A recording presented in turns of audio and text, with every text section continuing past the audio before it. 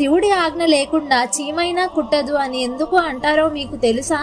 ఒక రోజు పార్వతీదేవి చిరునవ్వుతో శివుడిని అడిగింది, ప్రభు, మనుషులెందుకు ప్రతి చిన్న విషయానికి శివుడి ఆజ్ఞ కావాలి అంటారు? అప్పుడు శివుడు ప్రశాంతంగా అన్నాడు, దేవి, ఈ జగత్తులో జరిగే ప్రతి కదలిక వెనుక ఒక సమయం, ఒక కారణం, ఒక దైవ సంకల్పం ఉంటుంది అని. అలా చెప్పి పక్కనే నడుస్తున్న ఒక చిన్న చీమను ఉదాహరణగా చూపించాడు. చెట్టు కింద ఒక మనిషి నిద్రపోతున్నాడు. శివుడు మెల్లగా ఇలా అన్నాడు, ఇప్పుడు ఈ చీమ అతనిని కుట్టకూడదు అని. చీమ అతని కాలి మీదికి చేరింది కానీ కుట్టలేదు. పార్వతీదేవి ఆశ్చర్యంతో చూస్తుండగానే శివుడు మరో మాట అన్నాడు, ఇప్పుడు ఆ చీమ అతనిని కుట్టవచ్చు అని. అదే క్షణంలో చీమ కుట్టింది. అప్పుడు శివుడు మృదువుగా చెప్పాడు, పార్వతి, ఈ లోకం మొత్తం ఒకే శక్తితో నడుస్తోంది. ఆ శక్తి అనుమతి లేకుండా గాలి కదలదు, ఆకు రాలదు, చీమైనా కుట్టదు అని.